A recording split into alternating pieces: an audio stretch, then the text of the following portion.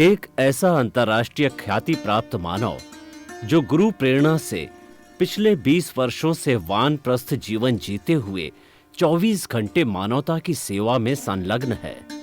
एक ऐसा मानव जो अभी राष्ट्रीय, अंतर्राष्ट्रीय टीवी चैनलों पर 7,500 एपिसोड के माध्यम से सनातन सत्य, आत्मविज्ञान एवं पुनरुत्थान व्यवहार एवं निश्चय जगत के जीवनोपयोगी विषयों पर हृदय स्पर्शी प्रवचन कर चुका है। उस मानव का नाम है महात्मा उपासक प्रोफेसर डॉक्टर सोहन राज तातेड़। प्रोफेसर तातेड़ द्वारा योग, दर्शन, शिक्षा विषयों पर रचित पीएचडी स्तर के 250 शोध ग्रंथ भारत के 100 प्रतिष्ठित विश्वविद्यालयों में शोधार्थी पढ़ रहे हैं तथा वे सभी शोध ग्रंथ वहां की सेंट्रल लाइब्रेरियों में उपलब्ध हैं। महात्मा सोहन राज ने अभी तक हजारों स्कूलों, कॉलेजों, विश्वविद्यालयों एवं संस्थाओं में सेमिनार, वर्कशॉप, कैंप लगाकर लाखों विद्यार्थियों को योग, दर्शन, शिक्षा का प्रशिक्षण देकर उन्हें सुसंस्कारित किया। डॉक्टर तातेड़ ने भारतीय संस्कृति उत्थान के 4,000 से अधिक समसामयिक विषयों पर आर्टिकल लिखकर ऑनलाइन जर्नल, पत्रिकाओं, वेबसाइट्स पर प्रकाशित किया, जिसका उपयोग लाखों पाठक कर रहे हैं। उपासक तातेड़ के 5,000 से अधिक आज का सुविचार, आज का शुभ संदेश, आज का मंगल भावना योग आदि चिंतन websites, Twitter, blogger, Facebook, YouTube माध्यमों से लाखों लोग अपना जीवन निर्माण कर रहे हैं। मानवता के मसीहा ऐसे महामानव महात्मा सोहन राज तातेड़ के प्रोफाइल को अभी तक विश्व के 20 लाख दर्शक यूट्यूब पर, 12 लाख गूगल पर एवं लाखों दर्शक फेसबुक, ब्लॉगर, ट्विटर और इंस्टाग्राम पर देख चुके हैं।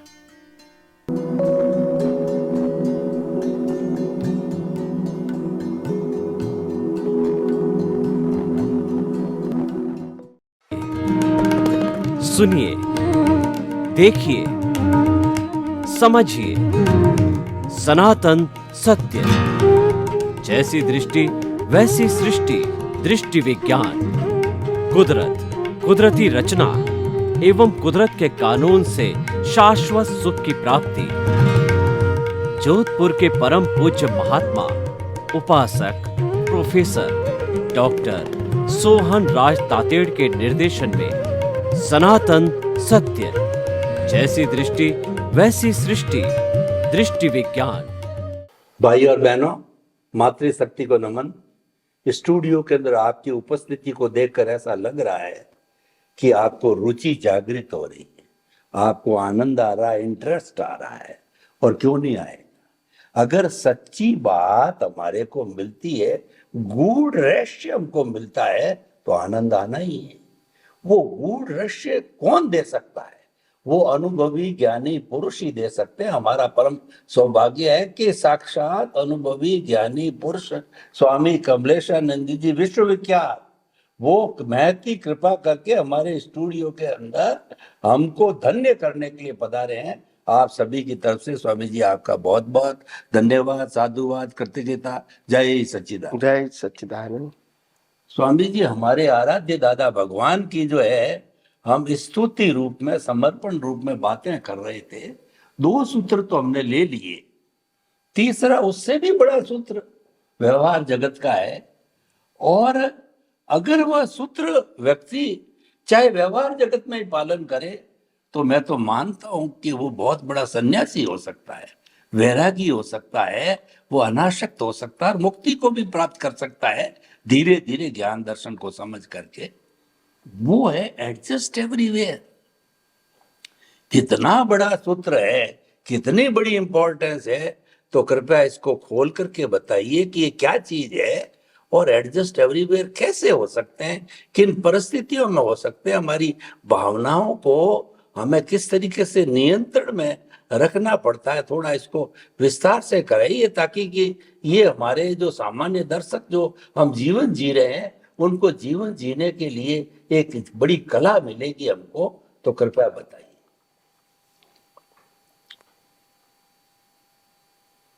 एडजस्ट ज्ञानी पुरुष दादा भगवान के मुखारविंद से एडजस्ट एवरीवेयर नाम का छोटा सा सूत्र उनके मुखारविंद से निकला, और सूत्र की जो गहराई है और सूत्र का जो विस्तार है वो बहुत है। एडजस्ट होना वो व्यवहार से भी और निश्चय से भी काम आता है। एडजस्ट होने का मतलब क्या होता है कि किसी के साथ एडजस्ट होने का मतलब होता है उन्हीं अवस्थाओं को स्वीकार कर लेना विदाउट कंप्लेन एंड क्वेश्चन। और अगर ऐसा होता है तो फिर आगे बढ़ना आसान हो जाता है। और दूसरी बात, आध्यात्मिक जगत में एडजस्ट होने का मतलब यह है कुदरत ने जो संजोग दिया है कोई भी निमित्त से वो कुदरती रचना के रूप में स्वीकार करो, ताकि व्यक्ति के प्रति कोई राग द्वेष रहे नहीं। क्योंकि ये जो संजोग आपको मिला है वो कुदरती कानून के मुताबिक मिला है, तो इसीलिए जो संजोग आपको अभी मिला है वो आपको सही लगे या न लगे, मगर ये कुदरती रचना है ऐसा आप समझोगे तो भी आपको एडजस्ट होना आसान हो जाएगा। मूलतः एडजस्ट होने की बात यह है कि व्यवहार दृष्टिकोण से या निश्चय दृष्टिकोण से अवस्था को एज इट इज स्वीकार करो, ताकि इस अवस्था को हम आसानी से पार कर सके। तो मेरा कहने का मतलब यह है कि हम आगे जो बढ़ना चाहते हैं इसमें यह सूत्र बहुत काम में आता है, ताकि हमारी बाह्य और आंतरिक शक्ति ऐसे अननेसेसरी प्रयासों में खर्च न हो जाए और वो शक्ति हम अपने आध्यात्मिक और सामाजिक विकास में लगाए। मैंने बहुत सारे व्यक्तियां देखी है अपने जीवन में, हालांकि सबका अपना अपना एक प्रकृति का रोल होता है और वो भी कुदरती रचना है, मगर एक कुदरती रचना के रूप में जो रोल होता है उसका मैं एग्जांपल देता हूं कि छोटे छोटे व्यक्ति क्या होते हैं कि कैसे वो आगे बढ़ते हैं और कैसे उसको जानकारी मिल जाती है।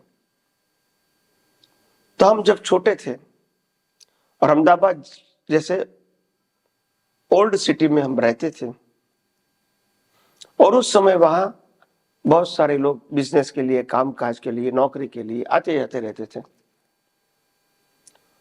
तो एक नई व्यक्ति कैसे सेटल होती है मैं उसका एक एग्जांपल देता हूं।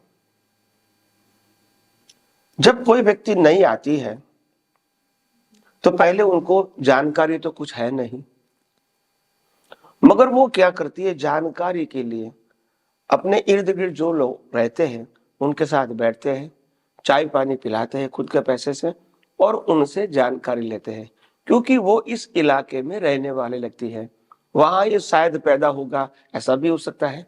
तो उनको सब कुछ मालूम है, डायरेक्ट या इनडायरेक्ट बातें। तो ऐसे ऐसे करके वो जानकारी लेते हैं। तो जो उस समय वो पैसा खर्च करता है और समय खर्च करता है वो उनके लिए इन्वेस्टमेंट हो जाता है। क्या हो जाता है? इन्वेस्टमेंट, एक्सपेंस नहीं होता है। तो मगर उसका मकसद क्या है कि इंफॉर्मेशन लो ज्यादा से ज्यादा और वो इंफॉर्मेशन मेरे को आगे बढ़ने में हेल्प करेगा। यस, तो इसीलिए आध्यात्म जगत में भी ऐसा ही है कि आपको आगे बढ़ना है तो धीरे धीरे आपको ये विज्ञान चौगरदम से बाय ऑल एंगल्स समझना पड़ेगा।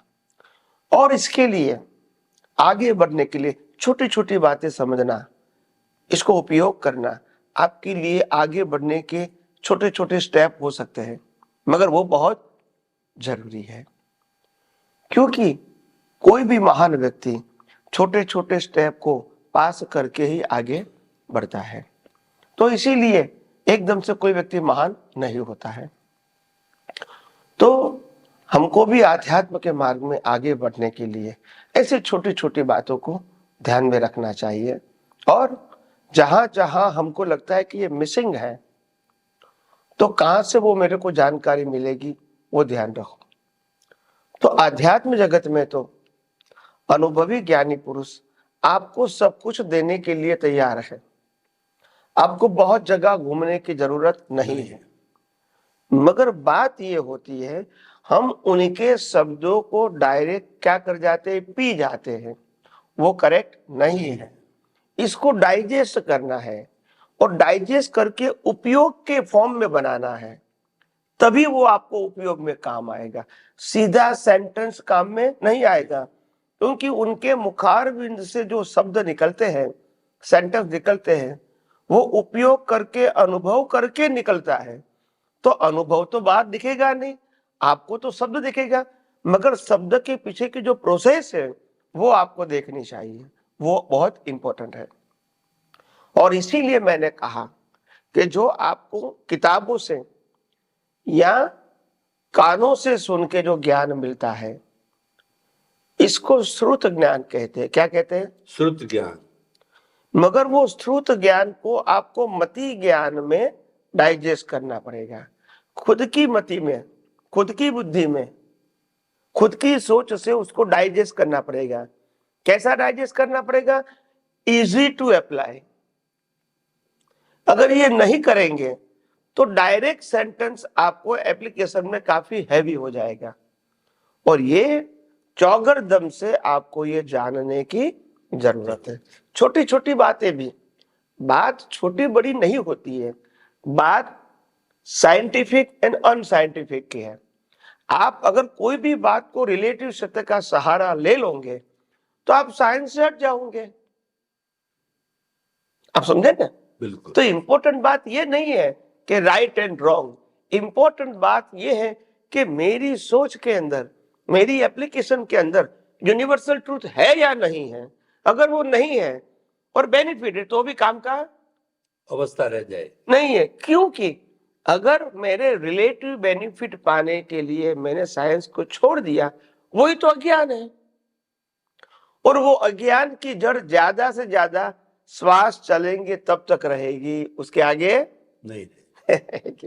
मगर ये विज्ञान जो है वो तो अवतारों से अवतारों कैरी फॉरवर्ड होगा। तो आपको ये कंपैरिजन समझ में आनी चाहिए कि short benefit and long benefit. तो ये बातें जैसे जैसे समझ में आएगी तो आपको मालूम होगा कि इसकी वैल्यू क्या है। तो जानकारी पाना बहुत इंपॉर्टेंट है और जानकारी को डाइजेस्ट करना एप्लीकेशन के फॉर्म के लेवल में ये बहुत इंपॉर्टेंट है। तो इसीलिए ये मुक्ति के मार्ग में जैसे जैसे आप आगे बढ़ोगे वैसे वैसे बहुत सारे प्रश्न ऐसे भी आएंगे जो रिलेटिव सत्य आपके ऊपर हावी हो जाएगा।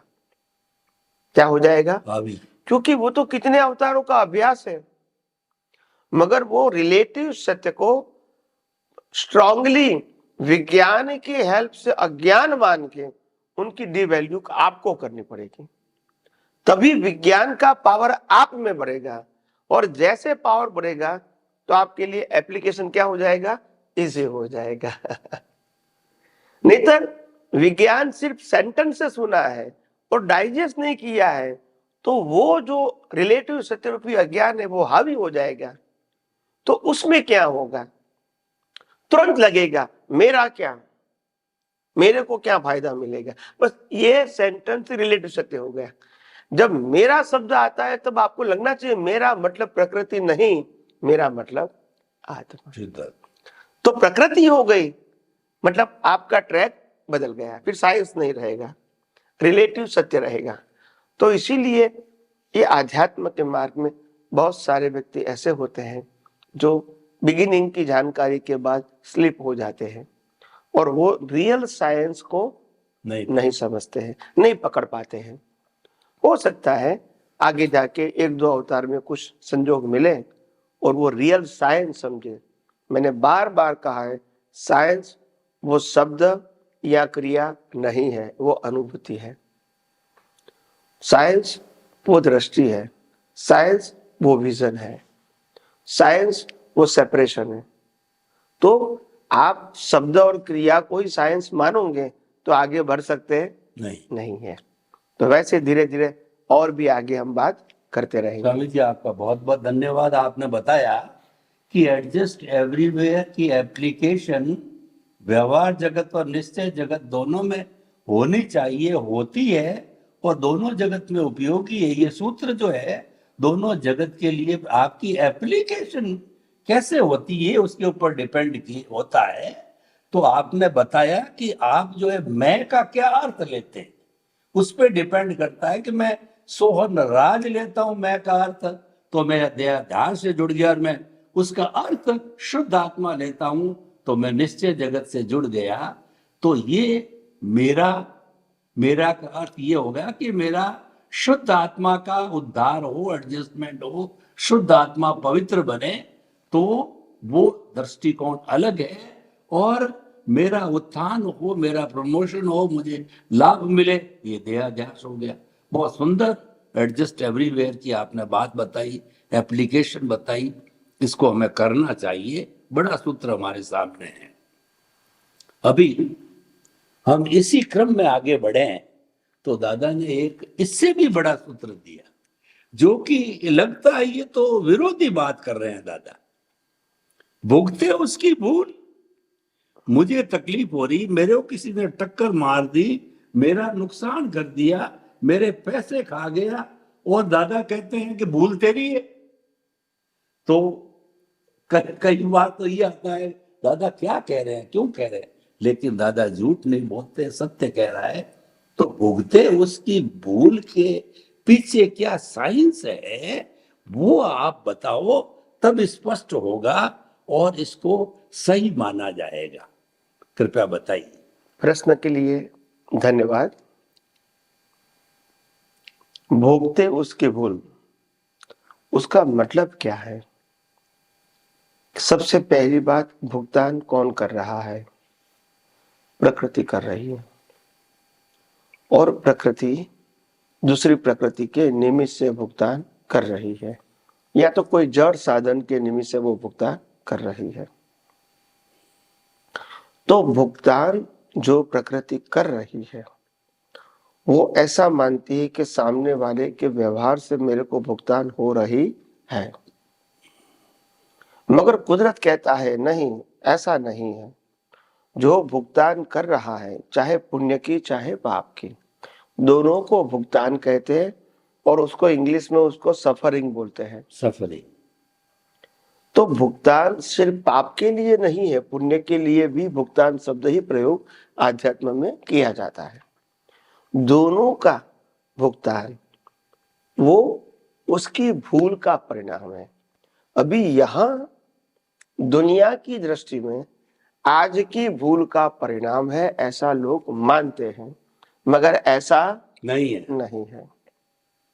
हमेशा कुदरती कानून के मुताबिक भूल कर्म के रूप में होना और भूल की सजा मिलना, उसके बीच मिनिमम 1 बर्थ का अंतर होता।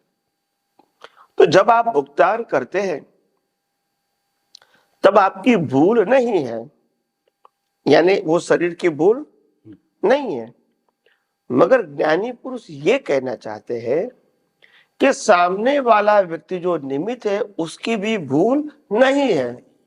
ये दोनों की भूल पिछले अवतार में कर्म के बीज के रूप में हो चुकी थी, इसका ये फल है। तो न भुगतान करने वाला भी गुनहगार है और न भुगतान करने वाला करवाने वाला भी गुनहगार है, दोनों निर्दोष है। अगर मैं किसी को दुख दे रहा हूं तो उनकी भूल है मानना, वो भी भूल है, और मैं दुख दे रहा हूं तो मेरी भूल मानना वो भी भूल है। दोनों भूल है, क्योंकि दोनों की प्रकृति पिछले अवतार के कर्म के फल स्वरूप अपना हिसाब चुकता कर रही है। तो इसीलिए हमने ये कहा कि भोगते उनकी भूल का मतलब होता है जो मानता है मेरी गलती है, ये उनकी भूल है। चाहे वो भुगतान करने वाले हैं या भुगतान करवाने वाले हैं, दोनों में से जो व्यक्ति मानता है मेरी भूल है, तो वो उनकी भूल है। वास्तव में दोनों में से किसी की भूल नहीं है ही नहीं। दोनों ही प्रकृति की भूल पिछले अवतार में थी, अभी इसका परिणाम आ जाए है। तो भोगते उनकी भूल का मतलब ये है कि जिसके पास अज्ञान है वो भुगतान करेगा। और इसीलिए हमने आध्यात्म विज्ञान में स्पष्ट बताया कि भूलों की प्रकृति की मन वचन काया की भूलों की माफी मांगना, इसको आध्यात्म मार्ग में पुरुषार्थ नहीं कहते हैं। माफी व्यवहार से मांगे प्रकृति, वो गलती नहीं है, मगर माफी को आप पुरुषार्थ मानोगे वो गलती है। प्रकृति किसी के टकरा गई और सॉरी बोल दे तो वो तो उदय कर्म है, और नहीं बोले तो भी उदय कर्म है। मगर हमको गलती हो गई, उसकी माफी मांगनी चाहिए, ये जो समझ है वो करेक्ट नहीं है, क्योंकि वास्तव में किसी की गलती हो ही नहीं है, ये तो गलती समाप्त हो रही है इफेक्ट के रूप में। तो इसीलिए आध्यात्म विज्ञान में कहा कि जिन्होंने दुख दिया है वो भी गलत नहीं है, और जो दुख का अनुभव कर रहे हैं वो भी गलत नहीं है। दोनों ही पिछले जन्म में करेक्ट कर सकते हैं। दोनों ही अपने कर्मों के फल की भुगतान कर रहे हैं। अगर दोनों अपनी अवस्थाओं को कुदरती रचना देखेंगे तो दोनों मुक्त रहेंगे। मगर एक व्यक्ति किसी को दुख देने के बाद कहेंगे या मानेंगे कि ये दुख दिया वो मेरी गलती है, ऐसा मानेगा तो वो भुगतेगा। समझ में आया? तो इसीलिए दोनों में से एक भी पक्ष की भूल आज नहीं हो सकती है। कुदरत का एक ही कानून है कि कोई भी व्यक्ति का जन्म, जीवन और मृत्यु का पूरा पैकेज जन्म से पहले बन चुका है, और अभी जो जीवन है वो हिसाब के रूप में है। तो दोनों का जब जीवन हिसाब के रूप में है तो आज दोनों में से किसी की भूल नहीं है। ये तो भूल का फल है, और फल को हम भूल मानेंगे, ये हमारी दृष्टि की भूल है। तो यह भोगते उनकी भूल का मतलब ये है, जो लोग भूल खुद की मानते हैं वो भूल है। ये कहना चाहते हैं। वास्तव में दोनों की भूल नहीं है, दोनों में से एक की भी क्यों नहीं है। मगर धर्म में उल्टा है। धर्म में ये कहेगा कि मैं अपनी भूल को स्वीकार करूंगा तो मैं आगे बढ़ूंगा। तो इसीलिए मैंने कहा धर्म भय संज्ञा के ऊपर आधारित है, और भय के साथ भीख जुड़ा हुआ है कि मैंने पाप किया, इसकी भुगतान नहीं करनी है तो मैं माफी मांगूंगा, तो पाप की भुगतान नहीं होगी और पुण्य की भुगतान होगी, क्योंकि पुण्य की माफी में नहीं मांगता हूं। आप समझे ना? तो ये एंगल ही धर्म है। तो रिलेटिव सत्य हो गया। तो इसीलिए रिलेटिव सत्य में तो ऐसा ही होगा, पुण्य प्रधान होगा, और आध्यात्मिक जगत में अज्ञान को मिटाना वो प्रधान है। तो इसीलिए ये अंतर तो रहेगा ही। तो आइए हम सब आगे और भी आध्यात्म विज्ञान के माध्यम से उसके बारे में बात करते रहेंगे। धन्यवाद। थोड़ा सा समय बचा है स्वामी जी, एक 5वां सूत्र भी ले लेता हूँ 2 मिनट के टाइम के लिए। हुआ सो न्याय, ये दादा ने कहा, ये क्या अर्थ है और कैसे न्याय होता है, इसका थोड़ा सा और स्पष्टीकरण कर रहे हैं। हुआ सो न्याय, हुआ सो न्याय का मतलब क्या है कि जो हो रहा है वो न्याय स्वरूप ही है। हम उसमें न्याय खोजने की जरूरत नहीं है। कुदरत ने हमारे पिछले अवतार के कर्म के फलस्वरूप ये अवस्था दिया है।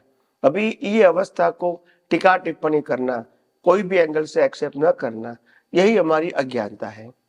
क्योंकि आप आज इसको टैली करने जाओगे तो टैली होगा नहीं, ये तो पिछले अवतार के कर्मों का फल है। तो इसीलिए तो जो हुआ सो न्याय का मतलब जो हो रहा है वही तो न्याय है, उसमें हमको और ज्यादा बुद्धि लगाने की जरूरत नहीं है। कुदरती रचना देखकर स्वीकार कर लो, यही आपका परमानेंट सॉल्यूशन है। और अगर आप इसमें ब्लेम और क्लेम करोगे तो वही मिस्टेक फिर कैरी फॉरवर्ड हो जाएगी। तो इसीलिए स्वीकार करना ही आध्यात्म है।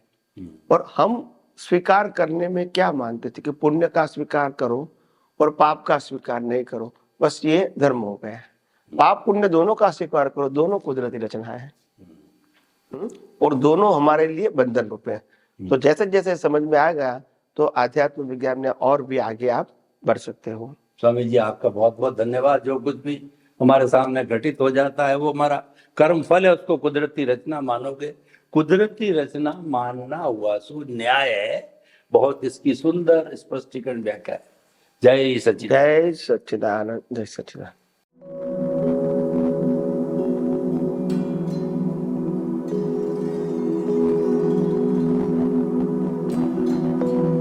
एक ऐसा अंतर्राष्ट्रीय ख्याति प्राप्त मानव जो गुरु प्रेरणा से पिछले 20 वर्षों से वानप्रस्थ जीवन जीते हुए 24 घंटे मानवता की सेवा में संलग्न है।